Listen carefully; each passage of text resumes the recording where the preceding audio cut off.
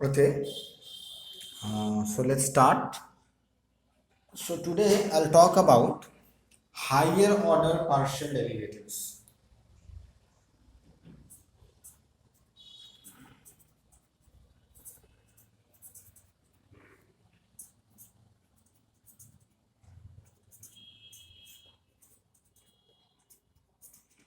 So basically, you know this, like after finding dy dx, we find d2y dx2. So we call that as second order derivative. Then we find d3y dx3, which is the third order derivative. So similarly, after finding the first order partial derivatives, we again differentiate them partially, we get the second order partial derivatives. So let me write it properly. So the idea is very simple. So what is higher order derivatives or higher order partial derivatives? You first find out the partial derivatives fx and fy, and if you differentiate them partially again, we call them as second order partial derivatives. You again differentiate it third time partially, we call them as third order partial derivatives, and so on. So let me properly state everything. So let D be a subset of R2 and F be a function from D to R. Be a function of two variables x and y.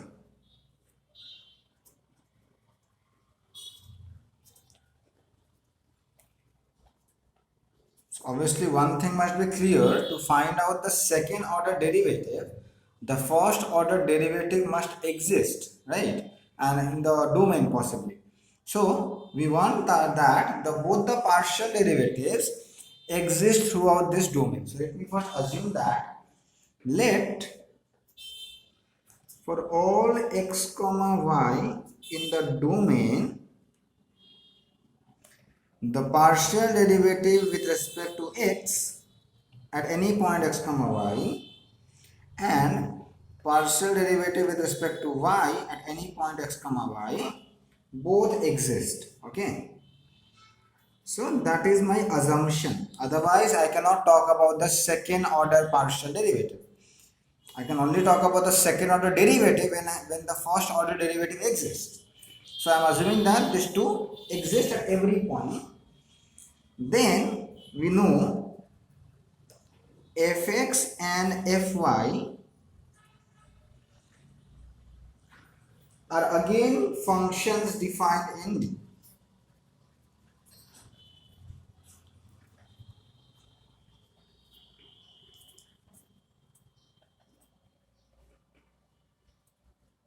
So I am assuming that both the partial derivatives exist at the point x comma y. That means they both are again functions in the whole domain, because for every x comma y in the domain you are getting some output. So both are functions on this. So that means I have fx from D to R again and fy again from D to R. So if I talk about their derivatives, partial derivatives I mean, that is known as the second order derivatives, second order partial derivatives. So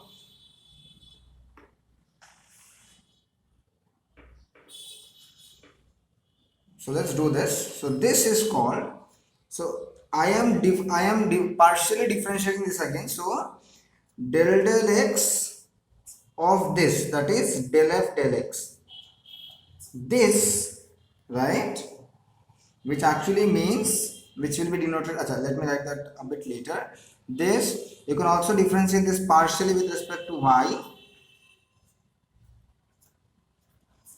So you take this fx, that is del f del x, you partially differentiate this with respect to x or with respect to y. Similarly do here. So you partially differentiate with respect to x to this, or you partially differentiate with respect to y. So these are called, I'm writing, keeping a space for some reason, are called partial derivatives of second order, because you are partially differentiated twice in each case of second order. So see what I have done here. These two exist in the domain D. So you can differentiate this again partially with respect to x, provided it exists. Definitely you can again differentiate this partially with respect to y. Same here. So these four things, these four partial derivatives are called as partial derivatives of second order. So we denote like this. This is denoted by, I'll give a bracket here. This is denoted by del 2f del x2, as you denote in case of derivatives. So what do you write? D dx of dy dx, you write d2y by dx2. Similarly like this. Okay, you can also again I'm keeping a space for writing something. This is denoted like this, del 2f del y del x. I'm keeping a space here. This is denoted like this, del 2f, you keep the order same, del x del y, and this is denoted by del 2f del x2 del y2. Now they are again represented by a simple notation like this. This is denoted by f x x. That means you are again partially differentiating fx with respect to x. This is denoted by f y y. Okay, whatever this, to be very careful, this one will be denoted like this. Just a minute, somebody texted, no, or what? No, she's, I cannot see her message only. Ask her to rejoin. Is it? Hold on, I'll just check. So be very careful to denote this too. So this is denoted like this, f in this order y x, but this actually means you are doing this first, you are doing this first and doing this at the second. That means you are first differentiating partially with respect to x. You are finding this first and this later. So the one which is written closer to f will be evaluated later. And similarly, this means f xy. So you are first differentiating with respect to y and then differentiating partially with respect to x. So keep that in mind, do not get confused. So these four things are called as the partial derivatives of second order. Be very careful with this notation. This means first with respect to x and then with respect to y, which is written yx. That means this is not first, this is first. You first differentiate partially with respect to x and then differentiate with respect to y, partially, definitely. So before going into the actual definition, we have the concept. Suppose f is this function. I'll give you an example, easy function, x square plus sine y. Let's find out the first order partial derivative. So what is fx at x comma y, you can write. So this is differentiating partially with respect to x, which is 2x. And what is fy? Differentiating partially with respect to y. So this is 0, this will become cos y. Okay. What is fxx? That means I'm asking you again the partial derivative of this thing with respect to x. That will become 2. And what is this? F. So remember, right here yx. Yx means you are first differentiating with respect to x, already done, and then we are differentiating with respect to y.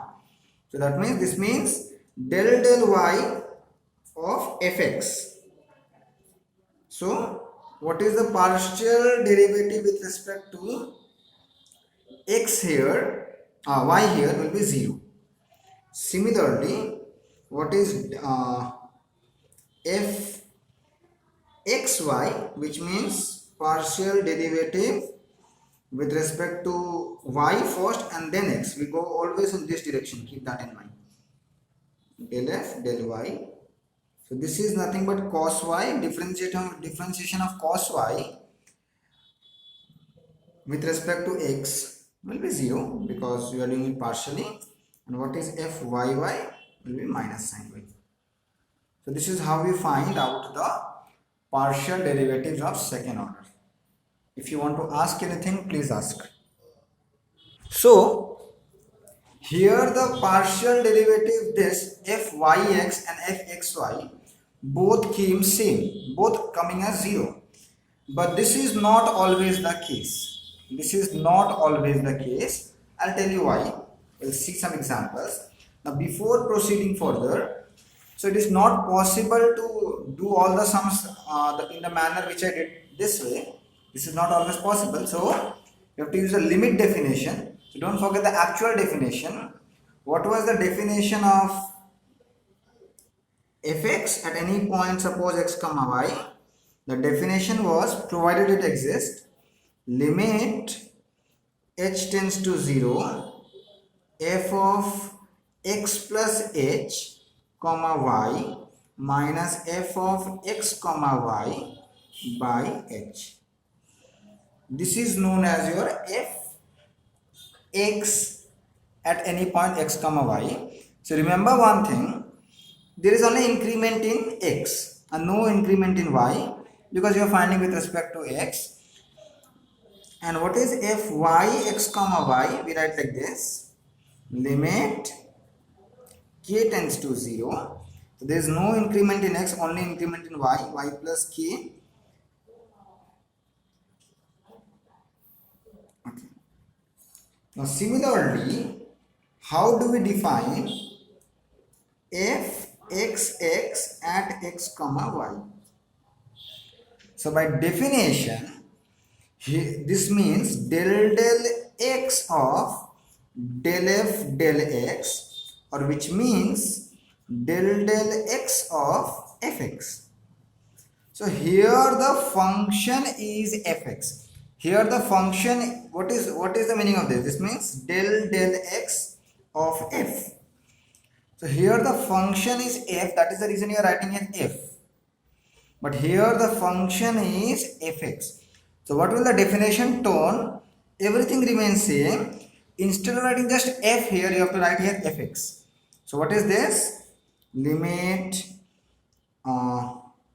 h tends to 0, fx at x plus h comma y minus fx at x comma y by h. Am I clear or not clear with this definition?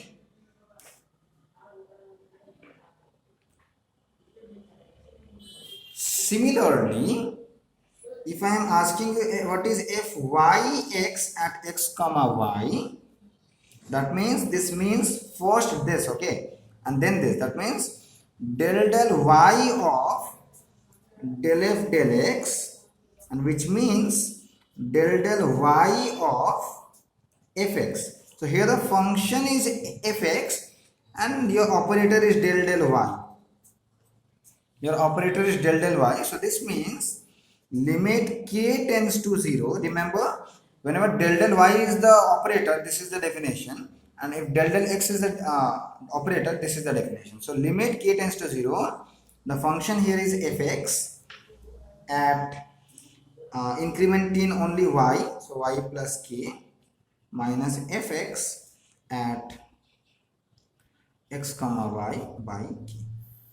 Similarly, we define f xy and f yy. Okay, so this is the limit definition, and the actual definitions are this. So you can just have a look with the definitions. Just always remember del x is this operator, and function will be just replaced accordingly. Here the function is f, and here the function is fx, as simple as that. Here also the function is fx, but the operator is del y. So note, this partial derivative and this partial derivative. This means you will first partially differentiate with respect to y and then with respect to x, and this means you will first partially differentiate with respect to x and then with respect to y. They may not be same always. We will do a lot of examples based on this. Okay, we will do a lot of examples based on this. The partial derivatives, these are known as basically mixed partial derivatives. So the mixed partial derivatives may not be same always. So we will do a lot of examples based on this. Just using the definition, go through the definitions of fyx and fxy. If you want to ask anything, you can ask. Otherwise, I'll go to the sums. So let me take some sums which are very important from exam's point of view to show that both the partial derivatives may not be equal at some point. So the first problem is this one. F of x comma y is this function which you have seen before also. Xy x square minus y square by x square plus y square when x comma y not equals to 0 0. That means when both are not simultaneously 0, and when both are simultaneously 0, so this will be undefined. We take here 0, that means. So when x comma y is 0 0. So at 0 0 the function will give you 0, and at all other points the function will give you this value. Okay. Show that both the mixed partial derivative, that means this means the same thing as I already explained, at 0 0 is not same as fyx at 0 0. So both the mixed partial derivatives may not be same always. Okay, so let's see why. So let's apply the definition. You know the definition of this, right? So how to start the solution? We know the definition to this. What is fxy at 0 0? This will mean, remember you have to, this, what is this? This means you have to first differentiate with respect to y partially and then with respect to x. That means you have to first find del x of fy, and at the point 0 0. I'm writing it here, suppose. Okay, so what is this? So the operator is del x and the function is y. Keep that in mind. You have to always go this way. So you have to first do this and then do this. So first doing this and then doing this. That means limit h tends to 0. The function is this and the point is 0 0. That means a plus h, a is 0. 0 plus h, the operator is del x. Keep that in mind. So this del x will always increment in x. Function is fy, and this remains b is 0 minus fy at 0 0 by h. Am I clear or not clear? Tell me, go through it and tell me. And this means fy at h0 minus fy at 0 0 by h. So remember one thing, to evaluate this limit, I have to first find fy at h0 and fy at 0 0. So that is our first task now. So we will now find this 2, because unless I find this 2, I cannot evaluate this limit because I don't know the value of fy. So what will I do now? I will first find fy at some point h comma 0. By definition, this is, the operator is del y and the function is f at the point h comma 0. Let's apply the definition, which means limit k tends to 0 because the operator is y. The function is f. Increment will be there in y component. So a is h, there is no increment in x. B is 0, 0 plus k minus f of the point remains same, a comma b. A is h. Yes. So please try to understand everything. If you are not getting something, please ask. So this is nothing but limit k tends to 0, this is f of h comma k minus f of h comma 0 by k. Now definitely k is tending to 0 means k is not equal to 0. So one of the component here is not equals to 0.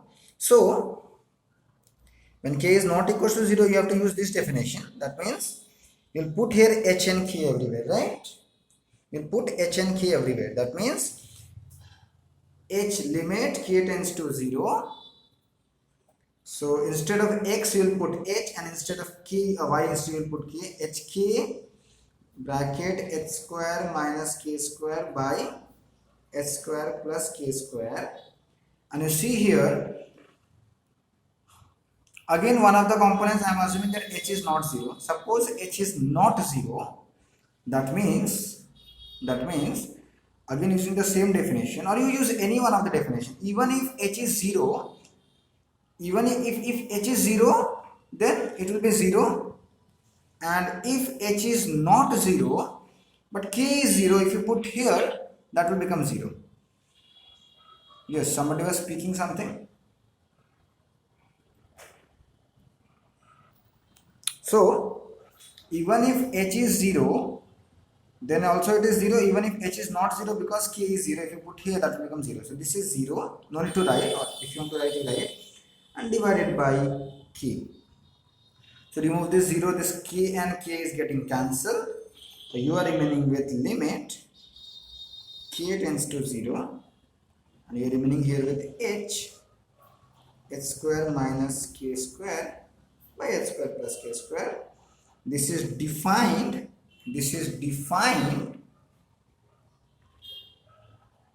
So putting k equals to 0 here, I am getting h cube by h square. I'll get h here, because limit is on k, not on h. So your answer may contain h. So when I'm cancelling h cube by h square, I'm assuming that h is not 0. So here, let me assume that h not equals to 0. For 0, we will do it differently, because this is h cube by h square, and when I'm cancelling h, that means I'm assuming that h is not 0. So I've done for all the points h comma 0 except when h is not 0. Now I will do for 0 0 again. Okay, why I am doing this? Because when I am cancelling h, I am assuming that h is not 0. So let me assume here that h is not 0. So that means I have calculated fy at h0. Whenever h is not 0, it will be h. We will do when h is 0. That means we will find this one now. Fy at 0 0 when h is 0. So first to copy it down. If you are facing some problem, please tell me. So I have to do this case differently when h is 0. So I have to find fy at 0 0. Okay, so let's apply the definition again. So what will I get? Let's see. Good. So let's see what will I get. So I have to find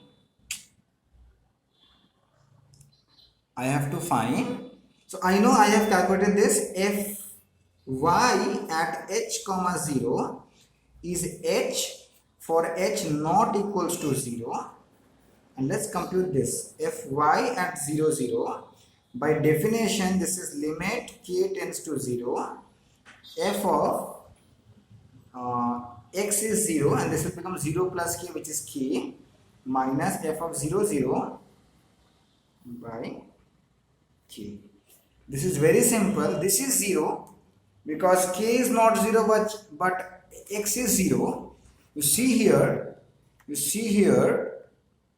if I am putting one of the components is not 0, so I'll use this definition, but here it contains the product that will make everything 0. So you see here, when I am taking the product, it will make everything 0.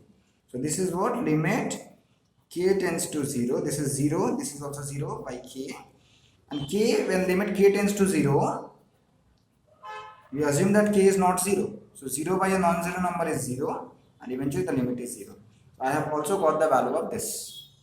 So after doing this much, we are now ready to evaluate this. Okay. So therefore fxy at 0 0 was nothing but limit, here the operator is x, so h tends to 0. Look at the definition which I written, fy at, you can see I will just copy paste this. So fy at h comma 0 minus fy at 0 comma 0 by h. So when h tends to 0, so h is never 0, that means you will have to use this. Whenever limit h tends to 0, that is the definition of h tending to 0. H is never 0, but it is very close to 0. I have to use this definition. So this quantity will come h. This quantity is coming as 0 by h. This will become h by h, that means 1. So the limit will be 1. So what I have obtained, the partial derivative, this first y with then x is coming as 1 at 0 0. This I have obtained. Now we have to obtain the another thing. Yeah, we will now obtain the another thing, the another partial derivative. So just go through this once and then we'll talk about another partial derivative. So let's apply the definition of this. So we have to now find fyx at 0 0. So first x and then y, so operator is del del y, that means limit k tends to 0. So the function is fx, we always go this way. So first y, that means the operator is this, and then x. So remember, if you write here wrong, then complete thing will be wrong. So here the function is fx at the point is 0, so increment in k, so 0 plus k minus fx at 0 0 by k. So this is the definition, which is nothing but limit k tends to 0, 0 comma k minus, so you know you have to first now compute this fx at 0 comma k. We compute this assuming k is not 0. So again, if I use the definition, this is limit. So here the operator is del del x, so h tends to 0. The point is 0 comma k, so that means f of increment 0 plus h, which is h comma k minus f of 0 k, same, exactly same. That is the reason I am going a bit fast, by h. Please evaluate this and tell me what are you getting. Assuming k is not 0, good. So if you evaluate assuming k is not 0, so you should get minus k here. Please write down assuming k not equals to 0. And then you find out fx at 0 comma 0 assuming k is 0. And if you do it in the same way which I did here, you'll exactly get 0 again. You'll exactly get 0 again. So now we are ready to evaluate this. So therefore fyx at the point 0 0, use this definition. So what is that? Limit k tends to 0, this quantity is minus k minus 0 by k. This is coming as minus 1. So hence you can conclude this was 1 and this is minus 1. Right? So you may conclude, therefore we might conclude the partial derivative this and the partial derivative this at the point 0 0 may not be same all the time. So there are obvious questions that will arise. So under what conditions they will be same, and so on, right? So this is the obvious question that will arise to our mind, a very natural question to ask. And under what condition the two partial derivatives will exist, and will they not exist, will the both partial derivatives be equal, under what condition? And the answer is given by two theorems, Schwarz theorem and Young's theorem, but both are not in your syllabus. Okay, both are not in your syllabus. So I guess so. This is the end part of unit 1, because after Young's and Swat's theorem nothing is there in your syllabus. So, and even Young's theorem and Swat's theorems are also not there. If you're interested to read, you can just read Young's theorem and Swat's theorem, and they will give you the answer under what condition this mixed partial derivatives will be equal. So the answer to this natural question will be given by Young's theorem and Swat's theorem. So this is no more in your truncated syllabus. You can have a look still, but I guess so. This is the completion of unit 1. Still, I will confirm one more time to see if something is remaining. Otherwise, I'll just do up to here. Okay.